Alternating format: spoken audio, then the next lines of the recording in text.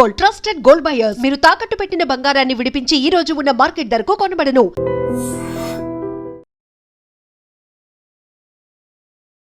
వాళ్ళ సహకారంతోనూ బయటపడ్డ వాళ్ళ జీవిత గాథలను పరిచయం చేసే ఈ కార్యక్రమంలో ఈ వారం ఒక మహిళ, ఆ మహిళ భర్త వేధింపులు తట్టుకోలేక వేరే ప్రాంతంకి వస్తే ఆమెను ఓదార్చినట్లు నటించి ఆమెను ఉపాధి కల్పిస్తామంటూ వ్యభిచార కూపంలో దింపారు ఓ బ్రోకర్.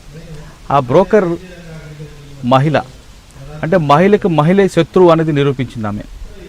వ్యభిచార కూపంలోకి ఉన్న ఆమె తిరిగి ఏ విధంగా బయటకు వచ్చింది, అక్కడ ఎలాంటి కష్టాలు పడ్డాయి, కష్టాలను ఎదుర్కొంది, బయటకు వచ్చిన ఆమె సొసైటీ ఆమె ఎలాగ రిసీవ్ చేసుకుంది, భర్త ఏ విధంగా ఆమె పట్ల తిరిగి ప్రవర్తించాడనే విషయాల్ని ఆమెని అడిగి తెలుసుకుందాం. నాగలక్ష్మి గారు నమస్కారం.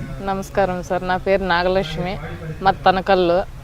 నేను వచ్చి చిన్న వయసులోనే పెళ్లి చేసినారు సార్. మా అమ్మ మా నాయన నేత వయసులోనే పెళ్లి కాకనే పెళ్లి చేసినారు. చేసింటే అతను నన్ను ఎక్కువ హింస పెట్టినాడు. నా భర్త వచ్చి తాగేసి వచ్చేది, కొట్టేది, తిట్టేది, రోజు వచ్చి నాకు హింస అనేది ఎక్కువ పెట్టేది. అంటే మాకు వచ్చి మా అత్తగారికి వచ్చి ఆస్తి పాస్తి ఉంది, భూమి ఉంది, మడి అవన్నీ ఉన్నాయి సార్. అవన్నీ నేను అడుగుతానేమని చెప్పి మా బావ కొడుకు, మా బావ వాళ్ళ తోడుకోవడాలు అందరూ చెప్పేది. రోజు నా మౌనికి తాపిచ్చేది, ఎక్కువ నాకు హింస పెట్టేట్టుగా చేసినారు సార్. ఇంకా నన్ను ఇంటి పంపించేయాలి అని చెప్పి ఒకరోజు ఎక్కువ తాపేసినారు. కిరసనాలు కానీ చేతికి ఇచ్చినారు సార్. ఆమె చంపేసుకుండేసి మేము కాదు ఇంటి నీకు చూసుకుంటామని చెప్పినారు. అతను వచ్చి ఒక రోజు తాగేసి వచ్చి నా మీద కిరసనాలు పోసి అంటించేదానికి తయారు పడిపోయినాడు. నేను అతను తాగిన మొత్తులో ఉన్నాడు కాబట్టి నేను అతను అక్కడ కిందికి దబ్బేసి నేను బయటకు వచ్చేసినాను. బయటకు వచ్చేసిన తర్వాత ఇంకా ఒళ్ళు అంతా కిరసనాలు పోసేసినాడు అని చెప్పి చీర అంతా పెరికేసినాడు. ఆ తాగిన మొత్తులో కూడా వచ్చి చీర పెరికేసినాడు. ఇట్లా బఠాన బయల ఇట్లా బజార్లోనే సార్ ఎవరు ఇరుగు పొగురు వాళ్ళు కూడా అక్కడ ఎవరు మాట్లాడించిన వాళ్ళు కూడా లే, ఎవరు అడ్డం వచ్చిన వాళ్ళు కూడా లే. ఇట్లా అబ్బు చేతులు పట్టుకొని నిలబడుకున్నా. ఉత్త లంగా తన జాకెట్ తన నిలబడుకున్నా. ఒక్కరు కూడా వచ్చి నన్ను ఇది చేసిన వాళ్ళు కాదు. మళ్ళీ ఎవరో మా అమ్మ మా నాయనకి ఎవరో చెప్పింటే మా అమ్మ మా నాయన వచ్చినారు, మా అత్తగారు ఊరికి వచ్చినారు, పిలుచుకొని వచ్చేసినారు. మళ్ళీ అట్లే పిలుచుకొని వచ్చేసి వెళ్ళక నేను ఏదో కూలి పని చేసుకుంటా మా అమ్మ మా నాయనతో నుండి కూలి పని చేసుకుంటా ఉంటే మా ఊరు పక్కనే పరాకొల్లపల్లి, ఆమె పేరు రవణమ్మ. ఆమె వచ్చి రోజు నువ్వు ఇట్లా కూలికి పోయేదానికన్నా నువ్వు హైదరాబాద్కి పోతే నెలకు 15,000 లేదా 10,000 జీతం ఇస్తారమ్మా. నువ్వు ఇంట్లో వంట చేసేది, బోకులు గడిగేది, కసువులు ఊడిసేది అట్లాంటివి చేసుకునేది అని చెప్పింది. కానీ నేను వినలేదు. వినకుండా గమ్మున ఉండిపోయినా అట్లే పనికే పోతానే ఉంటుంది. రోజు వచ్చి నన్ను అడుగుతూనే ఉన్నింది. నేను ఎప్పుడూ ఆలోచన చేసి వినలా. ఓ రోజు ఒక 10 రోజులు అయితే మాకు చాలా ఇబ్బంది అయిపోయింది సార్. ఇబ్బంది అంటే చాలా ఇబ్బంది అయిపోయింది. ఇంట్లో తినేకి ఇది ఏది లేక ఇది కాకుండా ఉండే. ఆ టైంలో ఇంకా నాకు ఎక్కడ అవకాశం జరగక ఏదే దిక్కు తెలక నేను మళ్ళా వచ్చి ఆ టైంలో కూడా అమ్మ అడిగింది, ఏమ్మా పాతావా, ఎట్లా నీ పరిస్థితి ఎట్లుంది, 10 రోజుల నుండి ఏమి సంపాదన కూడా లేదు, తినే కూడా మీకు అన్నం లేదు అని చెప్పింది సార్.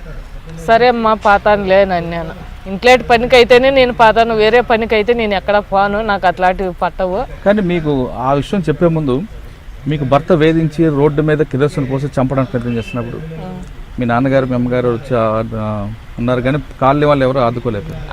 పోలీస్ స్టేషన్కి వెళ్ళి కంప్లైంట్ ఎందుకు ఇవ్వలేదు? కంప్లీట్ ఇచ్చినా కూడా పోలీసు వాళ్ళు అప్పటికి పట్టించుకోలేదు సార్. ఎవరు నాకు ఆస్తి కావాలని కూడా కంప్లీట్ ఇచ్చినాము.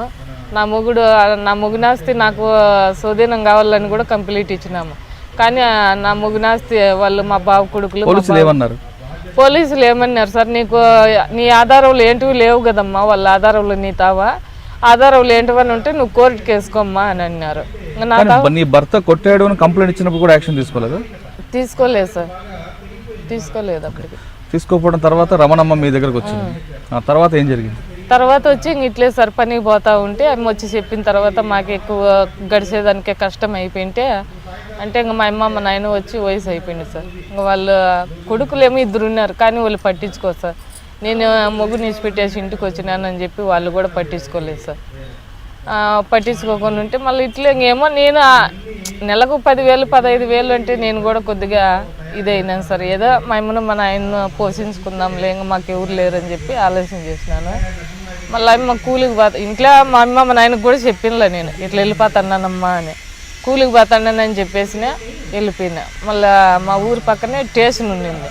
ఆ స్టేషన్ కాడికి వచ్చేయమ్మ నువ్వు టిక్కెట్లు తీసుకుంటాను అని చెప్పింది అమ్మ రవణమ్మ. టిక్కెట్లు తీసుకుంది. నేను ఆ స్టేషన్ కాడికి వెళ్ళక మళ్ళీ వచ్చి కదిరికి పిలుచుకొని వచ్చేసింది.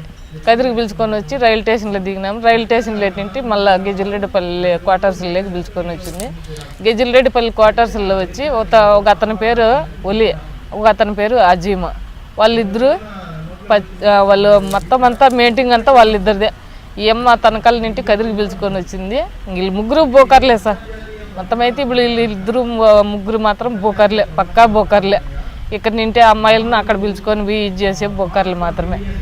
మళ్ళా టిక్కెట్లు బుక్ చేయాలని చెప్పినారు. వాళ్ళు భాషలు అంటే నాకు భాష రాకుండా ఉండే సార్, అప్పుడు హిందీ రాకుండా ఉండే. వాళ్ళు మాట్లాడుకుండేది నాకు అర్థం కాకుండా ఉండే. వీళ్ళిద్దరు అజయమని ఒలి మాట్లాడుకుండేది. టిక్కెట్లు 3 రోజులు పడుతుంది, 2 రోజులు లేట్ అవుతుంది అని ఈ అమ్మకు రవణమ్మకి చెప్పినారు. మళ్ళీ ఏమక్క నేను ఈ అమ్మని అడిగితే టిక్కెట్లు లేట్ అవుతాయంటమ్మా, 2 రోజులు ఉండాలంట మనం ఎడాను అని. సరేలే అని నేను. మళ్ళీ భోజనము, వాళ్ళు బాత్రూము, పాస్ బాళ్ళని, ఒంటికి బాయాలి, ఏంటికి వాళ్ళని వాళ్ళు లోపలని అన్నీ ఇచ్చేసినారు. నన్ను బయటకు రానియకుండా కదిర్లోనే సార్ గెజిల్రెడ్డిపల్లి క్వార్టర్స్లో చేసినారు. నేను బయటకు వస్తే నన్ను ఎవరన్నా పట్టుకుంటారేమో లేదు కనుక్కుంటారేమో అని చెప్పి నన్ను బయటకు రానియకుండా ఇది చేసినారు. కానీ మళ్ళీ 3 రోజుల తర్వాత టికెట్లు బుక్ అయినాయి అని చెప్పి మళ్ళీ 3 రోజుల తర్వాత బురకాయ వేసినారు. నాకు బురకాయ వేసినారు, ఆటోలో పిలుచుకొని పోయినారు స్టేషన్కు. మీరు అడగలేదా నాకు బురకాయ ఎందుకు వేస్తున్నామని? అడిగినాను. ఇట్లా పిలుచుకొని పోయేటప్పుడు ఎవరన్నా చూస్తే మళ్ళీ పోలీస్ కంప్లైంట్లు ఇస్తారు, అవి ఇవి ఇబ్బంది అవుతాయి అని అన్నారు. ఇప్పుడు పని చేసుకునేదానికే కదా పాత ఉండేది, ఇంకేంటికి కాదు కదా అన్నారు. అప్పుడు కూడా అడిగినాను నేను, పని చేసుకుండేకేమ్మా నీకేం మేమేమన్నా అబద్ధం చెప్తామా అన్నారు. ఏమో అబద్ధం చెప్తున్నారు ఎట్లా అని కూడా అడిగినాను నేను ఆ టైంలో కూడా. ఇంక మళ్ళీ ఎందుకు బురకాయ ఎత్తన్నారంటే ఎవరన్నా చూస్తే నీకు ఇబ్బంది అవుతుంది మాకు ఇబ్బంది అవుతుంది అన్నారు. సరేలే ఇంకేమోలే అని చెప్పి నేను ఆలోచన చేసిన. అంటే ఇప్పుడు ఉన్న గౌనం అప్పుడు లేదు సార్ మాకు. ఇప్పుడు ఉన్నట్టు అప్పుడు ఉన్నట్టే కదా, అది వేరేగానే ఉండు. మళ్ళా పిలుచుకొని పోయినారు, కదిరి స్టేషన్లోకి పిలిచిపోయినారు. మళ్ళీ ఆడొచ్చి దీనికి ఇక్కడ ఉంది సార్, ఇది గుంతకల్, ఇది గుంతకల్ కాదేమో కాదు సార్, ధర్మవరానికి సార్, ధర్మవరానికి పిలుచుకొని పోయినారు. నైట్ 11 గంటలకు ఉందంట ట్రైన్. ఆ ట్రైన్కి ఎక్స్ప్రెస్కు పిలుచుకొని పోయినారు. నాకు ఇక్కడ చెప్పిండేది ఏమని హైదరాబాద్కు అని చెప్పినారు. సరేలే అని చెప్పి హైదరాబాద్కే కదా అని చెప్పి నేను ఆలోచన చేసిన. హైదరాబాద్ దాటుకున్నాము, అన్నీ దాటుకున్నాము. ఆటికి పోనాక ఇదేనా అంటే నేను హైదరాబాద్, ఇది హైదరాబాద్ కాదు ఢిల్లీ అంటారు. రవణమ్మను ఒలి ఇక్కడ నుండి తీసిచ్చిండేది టిక్కెట్లు అజీమ్, మెయిన్ బోకర్ వాడే. మాకు టిక్కెట్లు కట్టినింటి ఖర్చులు అవన్నీ ఇక్కడి నుండి పంపించిండేది వాడే. వీళ్ళిద్దరు నాతో వచ్చిండేది మాత్రము ఒలిని రవణమ్మ. వీళ్ళు నన్ను నాటికి పిలుచుకొని పోయిండేది. మళ్ళీ ఇక్కడి నుండి అజీమ్ ఫోన్ చేసినాడు అక్కడ ఎవరికి, జరీనాకు ఫోన్ చేసినాడు ఢిల్లీకి. అప్పుడు ల్యాండ్ ఫోన్లు సార్ ఉన్నింది. ఫోన్ చేసినాడు. మళ్ళీ ఆయమ్మ ఏమని చేసింది, ఆటో పిలుచుకొని రైల్ స్టేషన్ దాకా వచ్చింది. రైల్ స్టేషన్ దాకా వచ్చేళ్ళకి ఇంక వీళ్ళు మామూలుగా ఒలిని రవణమ్మ మామూలుగా పిలుచుకొని వస్తానే ఉన్నారు మనసుల్లో. పాతాన్నిటి గుర్తుపెట్టేసినారు వీళ్ళు వాళ్ళిద్దరిని, అమ్మ జరేనని అమ్మ. మళ్ళీ పిలుచుకొని పాతాన్నిటి పిలుచుకునింది, ఆటోల కోసం పెట్టుకుంది. బిరిబిన్ను వచ్చేసింది. బిరిబిన్ను వస్తాన్నిటి ఊకున్న మళ్ళీ పైకి ఇట్లా చిన్న చిన్న కమరాలు ఉంటాయి సార్, పైన చిన్న చిన్న కమరాలు ఉంటాయి. పిలుచుకొని పోయినారు. రూమ్కి పిలుచుకొని పోతే ఇట్లా పెద్ద హాల్ ఉంది సార్, పెద్ద హాల్ ఉంది. పైన చిన్న చిన్న రూమ్లు ఉన్నాయి. ఒక ఆళ్ళు ముగ్గుడు రూమ్లు ఉన్నాయి పైన. కింద ఇట్లా పెద్ద హాల్ ఉంది. ఆ హాల్లో వచ్చి అన్నీ టేబుల్ మాదిరి వేసినారు. ఇవి చెక్క ఉంటాయి సార్ టేబుల్. అట్లాంటివన్నీ ఇట్లా ఒక వరుస అట్లా ఒక వరుస ఇట్లా 4 పక్కల 4 వరుసలు వేసినారు. 4 పక్కల 4 వరుసలు వేసినారు. కానీ 4 పక్కల జీన్స్ ప్యాంట్లు వేసుకున్నారు, టీ షర్ట్లు వేసుకున్నారు, ఎంటుకలన్నీ ఎరపోసుకున్నారు, లిప్స్టిక్ మేకప్లు చేసుకున్నారు, మిడ్డీలు వేసుకున్నారు. మొత్తం అంతా లైన్లు కూర్చున్నారు ఆడపిల్లలంతా. నేను వాళ్ళ కళ్ళ చూసి నేను ఆశ్చర్యం పడిపోతే, ఏందక్క వీళ్ళు ఇట్లా కూర్చున్నారు అని అడిగినాను నేను నాటికి. వాళ్ళంతా ఇంట్లో ఉండోలేమ్మా, వాళ్ళంతా వాళ్ళ కూతుర్లు వాళ్ళ కోడన్లు అని చెప్పిరే, ఈడే మనం పనిచేసేది అని చెప్పింది అమ్మ. ఇట్లా పనిచేసేదానికి వీళ్ళంతా వీళ్ళకి ఎట్లా కూర్చున్నారు అని అంటే, అది నీకు వేరేగా ఉందిలే, నేను పైన చెప్తా పదా రూమ్లోకి పోదామని. మళ్ళీ పైకి పిలుచుకొని పోయినారు. భోజనం మెత్తకొచ్చి పెట్టినారు. కొంచెంసేపు రెస్ట్ తీసుకోండి అని చెప్పింది జరీనా. కొంచెంసేపు పండుకున్నాము. కొంచెంసేపు పండుకున్న తర్వాత మళ్ళీ లేచినాము, స్నానం చేయకండి అని చెప్పి పంపించినారు కిందికి. స్నానం చేసినాము, మళ్ళీ డ్రెస్ వేసుకోమనింది.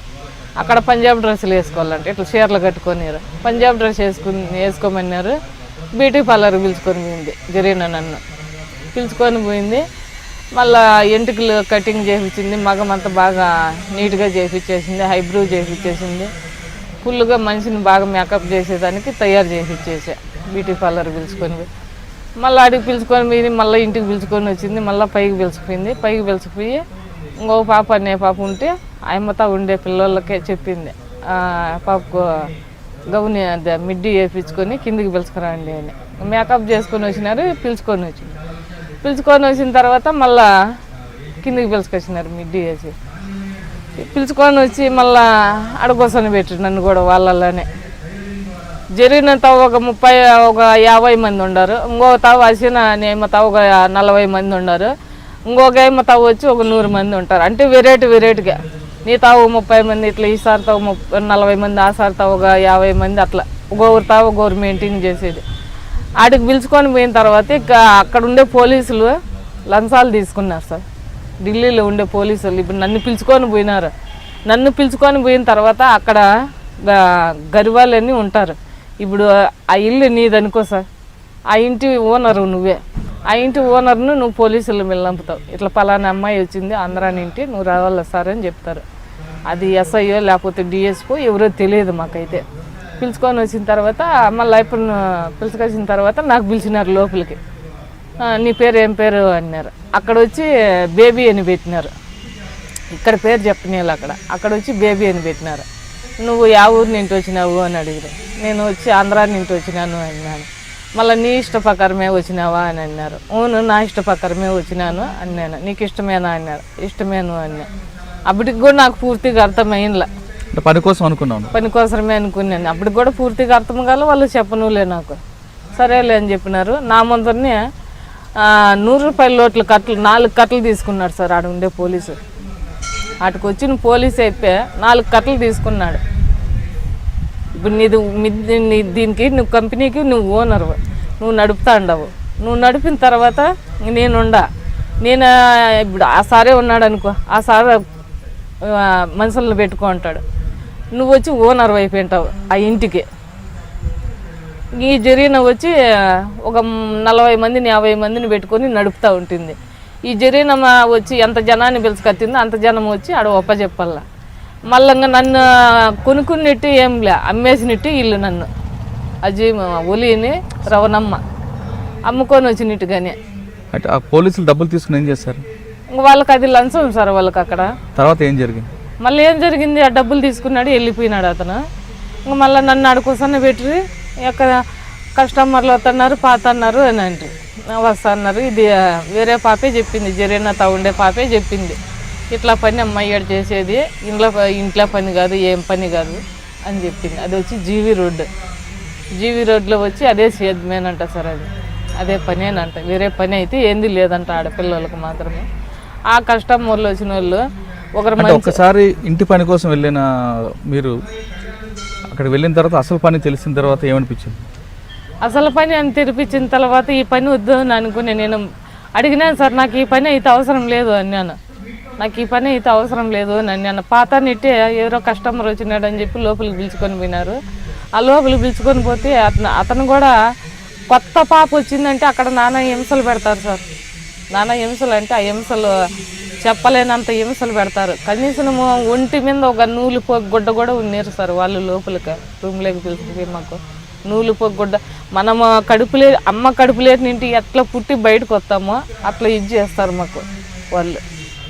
అంత నానా హింసలు వాళ్ళు చెప్పినట్టు చేయకుండా పోతే వాళ్ళు సిగరెట్లు తగాలుతారు, బీడీలు తగాలుతారు, లేదంటే మందు తెచ్చింటే మందు దాపుతారు. వాళ్ళు ఈ మత్తి మీద అయినా ఎట్లయినా చేస్తారులే అని అట్లాగ సాట్లు పడి బాధలు పడి కష్టాలు పడి కనీసం మా అమ్మకు నేను చెప్పినట్టు పని చేయలేదని చెప్పి నాకు కన్నల నిండుకు కారం పెట్టి నోటి నిండుకు కారం పెట్టి 1 నెల అంతా అన్నము నీళ్ళు లేకుండా చేసినా సార్. నేను ఆడ మొదటిసారి మీరు కస్టమర్ వచ్చి వెళ్ళినప్పుడు మీరు వెళ్ళిన పని ఏమో ఇంట్లో పని కోసం వెళ్ళారు.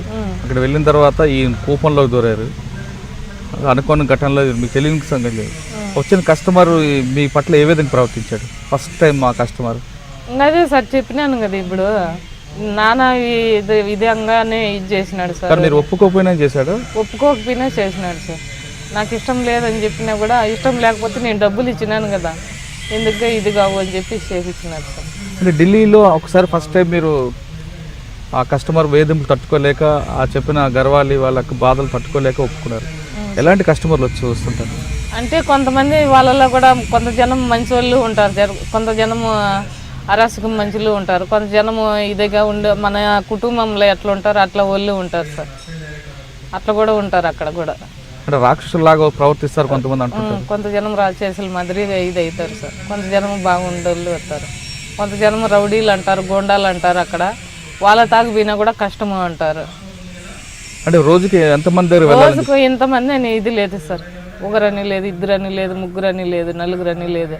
వారు రేయిం బొగులు అదే పని మీదనే ఉండాలి. మేమైతే అంటే ఒక మిషన్లా పనిచేస్తాం, ఒక మిషన్ మాదిరే పని చేస్తూనే ఉండాలి. నైట్ కూడా ఏం నిమ్మలం కూడా ఉండదు, కనీసం తిండి తినే కూడా నిమ్మలం ఉండదు. వాళ్ళు ఎక్కువ కస్టమర్, అది ఒకరు కానీ ఇద్దరు కానీ ముగ్గురు కానీ నలుగురు కానీ లోపలే కస్టమర్లు పెట్టుకొని ఒకరి మించి ఒకరు ఇది చేసుకుంటానే ఉండాలి సార్. లోపల కూడా నువ్వు వేరే వాళ్ళ తాకు మళ్ళీ వేరే వాళ్ళ తాకు పంపించకూడదు. నీ తాకు ఎంతమంది కానీ అంతమంది నువ్వే ఇది చేయాల. అట్లా టైంలో మేము ఇది చేసి కూడా మాకు పొద్దు గుంకెలకు మాకు నీరసం వచ్చినట్టు అయిపోతుంది, సుస్తు అయిపోతుంది. మాకల్లా అయితే తినేదానికి సక్రంగా తిండి ఉండదు సార్. అక్కడ అంత అనుభవించేసినాం మేము. కానీ ప్రతి మహిళకి నెలకి కొంత డేట్ ఉంటుంది కదా, ఆ డేట్లో కూడా చేయమని ఆ డేట్లో కూడా అవి కండమ్స్ వాడతాం కదా సార్. అక్కడ కండమ్స్ ఇస్తారు. అదే పనిగా డబ్బాలు బాక్సులు తెప్పిస్తారు సార్. అవి వేసుకొని ఇది చేయమంటారు. అవి వేసి చేయండి మీరు, అట్లా ఏమో ఇది కాదండి. కొంతమంది రాక్షసులాగా ప్రవర్తించడం, మనుషులు కొరకడం లాంటి చేస్తారంట, నిజమైనది? నిజమే సార్. అంటే అటువంటి ఘటనలు మీకు ఎదురయ్యా? ఎదురైనాయి సార్. ఎవరి దగ్గర? కస్టమర్ల దగ్గరే సార్. ఎవరి దగ్గర, వేరే వాళ్ళ దగ్గర ఎవరి దగ్గర లేదు, కస్టమర్ల దగ్గరే. అంటే ఏ రకంగా హింసిస్తుంటారు? ఏ రకంగా అంటే వాళ్ళు చెప్పినట్టు మేము, వాళ్ళు వేరే విధాలుగా చెప్తారు సార్. అవి రకరకాలుగా చెప్తారు. ఇప్పుడు మీరు చూస్తుంటారు కదా టీవీలన్నా, సినిమాలన్నా, సెల్ ఫోన్లన్నా కానీ అదే విధంగా చేయాలని అడుగుతారు వాళ్ళు. అవన్నీ మాకు అవన్నీ చేసేదానికి ఇష్టం ఉండదు కదా సార్. ఆ విధంగా నరకకోపంలో ఎన్ని సంవత్సరాలు ఉన్నాము? అక్కడ వచ్చి ఒక 4 ఏళ్ళు ఉన్నాను సార్. అక్కడే ఢిల్లీలోనే? సార్ 4 ఏళ్ళు ఉన్నాను.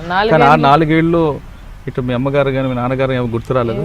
గుర్తుకొచ్చినారు సార్. గుర్తుకొచ్చి ఏం చేయలేంగా, దగ్గర ఉన్నారు కాబట్టి వచ్చేసేదానికి. ఇంకా తప్పించుకొని బయటకు వచ్చినా కూడా పోలీసు వాళ్ళ చేతల్లో పడినామంటే వాళ్ళు కూడా నానా హింసలు పెడతారు సార్ అక్కడ. ఇప్పుడన్నా మేమేదో బయటకు వచ్చి ఇట్లా వచ్చి తెలజెప్పుతున్నాం కాబట్టి అక్కడ పోలీసు వాళ్ళు కూడా రొంత మట్టమైనారు. అప్పుడైతే మట్టం అనేదే లేదు సార్. కిందికి పైనింటి కిందికి దిగి మెటుకులు దిగి కిందికి వినామనుకో వాళ్ళ చేతుల్లో పడినాం కూడా అంటే మళ్ళీ ఇంటికి రాలేము మేము. అట్లా అనుభవించినాం అక్కడ కూడా. ఇక్కడి నుండి ఆంధ్ర పోలీసు వాళ్ళు వస్తున్నారని చెప్తే అక్కడ వచ్చి కబోర్డులు ఉంటాయి సార్. ఒక్కొక్క కబోర్డులో వచ్చి 50 మంది పడతారు పైన. ఆ కబోర్డుల్లో దాచిపెట్టేది ఎవరు కనుక్కోలేరు. నువ్వు కనుక్కోలేవు, నేను కనుక్కోలేను, ఎవరు కనుక్కోలేరు. దాంట్లో ఊపిరి కూడా ఆడదు మాకు. ఆ గెవుల్లో పెట్టేస్తే ఒక 20 మంది 30 మంది పడతారు దానిలో కబోర్డుల్లో. దానిలో పోయి దానుకున్నామంటే ఇక్కడ నుండి ఆంధ్ర పోలీసు వాళ్ళు వస్తారంటే అప్పుడే ఇన్ఫర్మేషన్ తెలిసిపోతుంది అక్కడ ఢిల్లీ వాళ్ళకు. ఆంధ్ర పోలీసు వాళ్ళు వస్తున్నారు, మీరు అంత జాగ్రత్త పడండి అని చెప్పి అప్పుడే పిల్లవాళ్ళందరినీ దాచిపెట్టేస్తారు. కబోర్డులు ఉంటాయి, దానిలో దాచిపెడతారు. కబోర్డు బయటకు కనపడదు? కనపడదు సార్. మామూలుగా కబోర్డులు అంటే చిన్న చిన్న కబోర్డులు ఎంతే సార్. దాంట్లో వాకిన్లు కూడా అవి లోపలికి గెల్లి పెట్టినా కూడా మామూలుగా ఎట్లుంటాయి అట్లే ఉంటాయి అక్కడ. వేరే విధంగా కూడా మళ్ళీ మూసినారా తెరిచినారా దీనికి గెల్లు ఉన్నాయి అని కూడా కనుక్కోలేరు ఎవరు కానీ. అట్లుంటాయి ఆ కబోర్డులో. ఆ కబోర్డులో ఒకవేళ పానం ఉండి 1 గంట పడుతుందో 2 గంటలు పడుతుందో వాళ్ళు వచ్చి వెళ్ళిపోయాక అంతకు లోపల సత్య చేయొచ్చు, బతికితే బతకచ్చు దాంట్లో. ఆ కబోర్డులు నింటి బయటకు అయితే పల్లెం తిరిగిపోయింది. 4 సంవత్సరాల తర్వాత ఢిల్లీ నుంచి ఎక్కడికి వెళ్ళాము? ఢిల్లీ నుంచి నాకు పెట్టిండి హింసలు అనేది చూడలేక కింద వాచ్మ్యాన్ ఉన్నాడు సార్. వాచ్మ్యాన్ ఉంటే ఆ వాచ్మ్యాన్ తర్వాత నుండి బయటకు వచ్చినాను సార్. నేను బయటకు వచ్చి ఆ వాచ్మ్యాన్ అనేప్ప నాకు టిక్కెట్ తీసిచ్చి ఆటో బాడికి ఇచ్చి ఆటోకి ఎక్కించి ఆటో ఇప్పటికి చెప్పి ట్రైన్ ఎక్కించినాను. నాకు అనంతపురం ట్రైన్. ఇక్కడ ఇప్పుడు ఢిల్లీ నుండి ఇక్కడ అనంతపురానికి ట్రైన్ వచ్చింది కదా సార్. ఆ ట్రైన్ ఎక్కించినాడు. మళ్ళీ అనంతపురం నుండి అనంతపురంలో దిగినాను. మళ్ళీ ఇక్కడ అనంతపురం బస్ స్టాండ్కి వచ్చి బస్సు ఎక్కి మా ఊరికి వచ్చినాను సార్.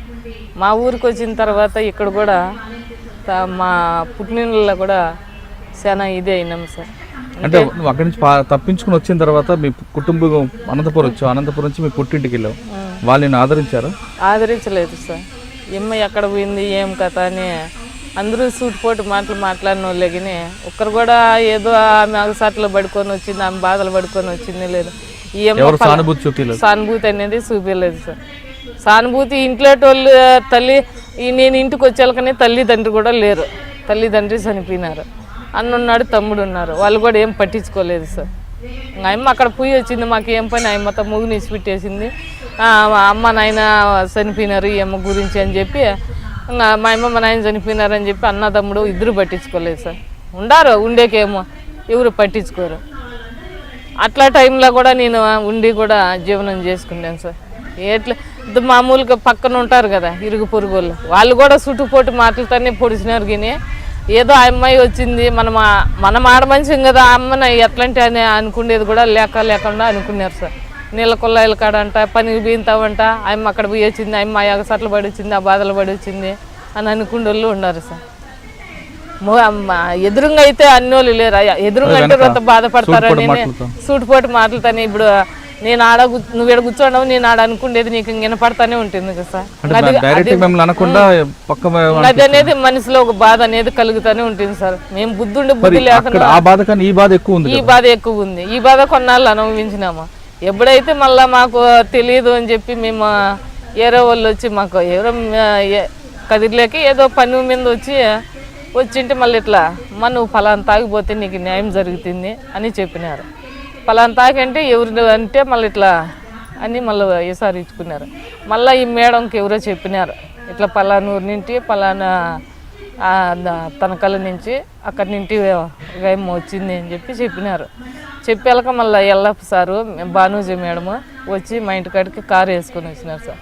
కారు వేసుకొని వచ్చాక అప్పుడు నాకు కొంచెం ఇది అయింది సార్, ధైర్యం వచ్చింది. ధైర్యం అంటే కొద్దిగా చూడు ఇప్పుడు మా అమ్మ మా నాయన లేరు నాకు తోడు, ఉండేవాళ్ళు పట్టించుకోలే, మొగుడు అనేవాడు చనిపోయినాడు, మొగుడు నింటి ఆస్తి పాస్తి నాకు అందల, ఇట్లా పుట్టినింటి నింటి నాకేం అవకాశాలు లేవు. ఏమంటే ఇంక నిన్ను అత్తగారి ఇంటికి ఇచ్చి చేసేసినాము, నీ బొరుగు బాధ్యతలన్నీ మేము దింపుకునేసినాము, అదేమన్నా వాళ్ళే చూసుకోవాలన్నారు. వాళ్ళ నింటి ఏం ఆశించలే, వీళ్ళ నింటి ఏం ఆశించలే. కానీ ఇప్పుడు మేడం తర్వాత నేను ఒంటరిగానే ఉన్నాను, బిడ్డలు అయితే లేరు నాకు. మేడం మీద నమ్మకం పెట్టుకొని నాకు తల్లిదండ్రి అయినా అమ్మ అయినా నాయన అయినా అని ఆయమ్మ అనుకొని నేను ఆయమ్మ మీదనే బతుకుతాను సార్. ఇంతవరకు అయితే ఎవరి మీద నేను ఆధారపడలేదు. పనికి పోతున్నాను సార్, పనికి పోతాను. ఒకరోజు పని వేది, ఒకరోజు ఇంటికాడ ఉండేది, పని చిక్కిన పొద్దు పని వేది ఉంటాను.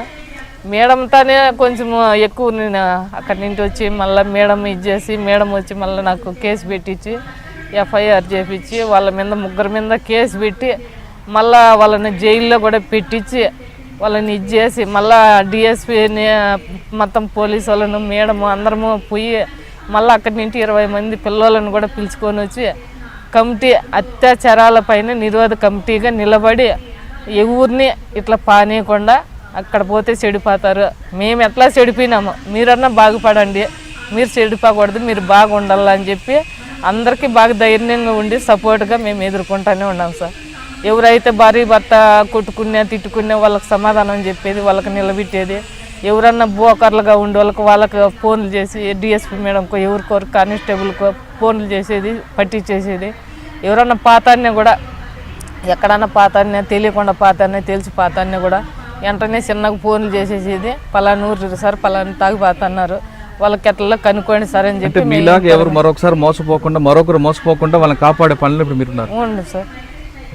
ఇప్పుడు మేమంటే ఎట్లా చెడిపోయినాం సార్, మా జీవితాలు ఎట్లా చెడిపోయినాయి, ఉండోళ్ళన్నా ఏదో బాగుపడుకోవాలి అని చెప్పి మేము ఇది కమిటీ నెంబర్గా 10 మంది ఉన్నాము సార్. 10 మందిలో కూడా మాకు అదే ఇదిగానే ఉన్నాము. మేము ఏటికైనా సిద్ధమే, ఒకవేళ మా పానాలు పోయినా మాకేం నష్టం లేదు, ఉండోళ్ళన్నా బాగుపడాలని చెప్పి మేము కమిటీ నెంబర్లకు ఎందుకొని దీనిల మీద డ్యూటీ చేస్తున్నాం సార్.